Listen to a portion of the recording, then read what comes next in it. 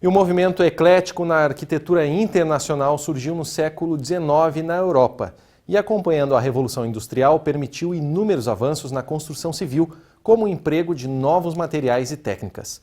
Em Santa Cruz do Sul, esta linguagem estilística transformou principalmente a área urbana da cidade. E hoje, este patrimônio histórico é um legado para o município de Santa Cruz do Sul e o estado.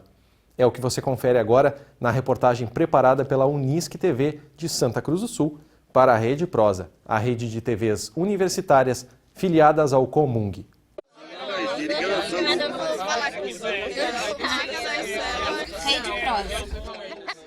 Santa Cruz do Sul, no Vale do Rio Pardo, é conhecida pelas tradicionais cucas com seus variados sabores e pela Oktoberfest. Mas quem vem até aqui também pode descobrir que na área central da cidade é possível encontrar imóveis que carregam a identidade cultural do município. E a principal marca é a arquitetura eclética. A gente pode perceber que a arquitetura eclética ela foi se modificando, se aperfeiçoando e ficando mais sofisticada ao longo do tempo. Ela tem características de vários estilos arquitetônicos do passado, né? Isso caracteriza a arquitetura eclética, que seria uma união, então, assim, do greco-romano, da neoclássico, do clássico, quer dizer, da arquitetura, do neoclássico, tudo reunido em uma obra mais contemporânea para a época. Concluída em 1889, a Prefeitura Municipal é a primeira construção em estilo eclético da cidade. Localizado na Praça da Bandeira, o prédio reúne diversos elementos da arquitetura clássica, o que lhe confere um caráter de monumentalidade. A Igreja Evangélica e a Catedral São João Batista, dois importantes pontos turísticos do município, também representam esse estilo arquitetônico. Existe a Igreja Evangélica, né, que é a primeira igreja a ser reconstruída. Já havia uma igreja inicial e eles demoliram aquela e construíram uma nova, que é essa que existe até hoje. E nesse projeto arquitetônico, a gente percebe um estilo neo-românico. Então, a gente vê essa igreja e analisa com similares europeus, né, de estilo, ou melhor, que foram construídos na Europa, e a gente percebe essa semelhança. O segundo grande monumento arquitetônico relacionado à religião foi a Igreja Católica.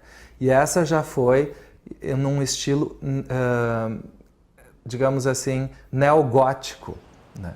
E isso foi inspirado, então, naquelas obras góticas, né, originais, mas com uma nova técnica construtiva. Então, aqui a gente percebe que a estrutura interna do forro da igreja, né, que são aqueles tramados todos, aquilo é só enfeite, né? Aquilo não vem a ser um elemento estrutural. Obviamente que as colunas todas são estruturais, mas aqueles adornos todos, eles são alegorias, digamos assim, dentro dessa arquitetura, porque não haveria necessidade de ter essas ramificações estruturais no forro da igreja. Então, com isso eu quero dizer assim, que Santa Cruz do Sul, nesses dois elementos de religiosos, monumentos inclusive, eles guardam assim estilos diferentes, embora tenham sido construídos muito próximos, né, em datas muito próximas uma à outra. O desenvolvimento e o poder econômico, principalmente por causa da cultura do tabaco, definitivamente transformaram a cidade. A estação férrea, inaugurada em 1905, era um ramal que ligava Santa Cruz do Sul à estrada de ferro Porto Alegre-Uruguaiana. Outro exemplo que apresenta traços e características deste período é o prédio do antigo Banco Pelotense, hoje Casa das Artes Regina Simones.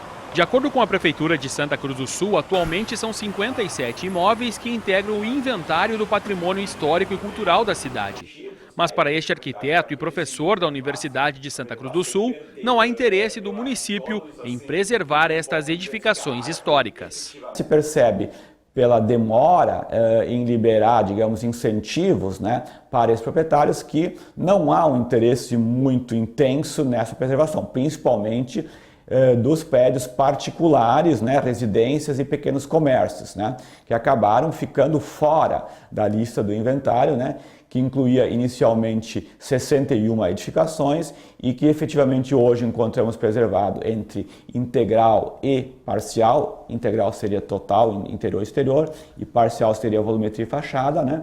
Nós ficamos com metade dessas edificações inventariadas de fora desse mecanismo de proteção. Já para este professor do Núcleo de Gestão Pública, a comunicação visual feita em fachadas de prédios históricos mascaram e até descaracterizam o imóvel.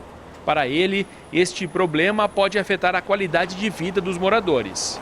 O importante é procurar entender esse dinamismo econômico e procurar entender também que a construção de uma lei ela tem que ser feita não pensando só numa ideia de estética urbana, mas numa estética de se adequar, né, ao que for necessário para o comércio e para a prestação de serviços.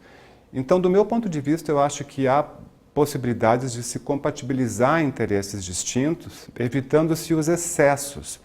Tanto o excesso, aquele que a gente considera da poluição visual, e que tem efeitos contrários, também a permanência do usuário no espaço público, por exemplo, né, porque o espaço passa a não ser um espaço agradável, mas é um espaço só com interesse mercadológico, quanto também procurar se evitar aquele congelamento da cidade, que às vezes não expressa a dinâmica do uso que está sendo utilizado.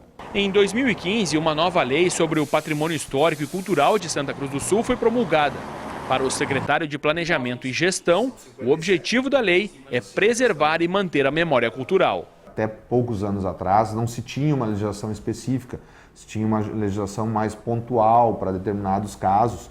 E a lei ela veio para consolidar a própria visão do município que o município tem na questão do patrimônio histórico, né, da próprio incentivo muitas vezes a maioria dos imóveis listados como proteção, como protegido, como dentro da questão do patrimônio histórico são privados. Então a gente sabe que isso tem um ônus muitas vezes, então o município tem que incentivar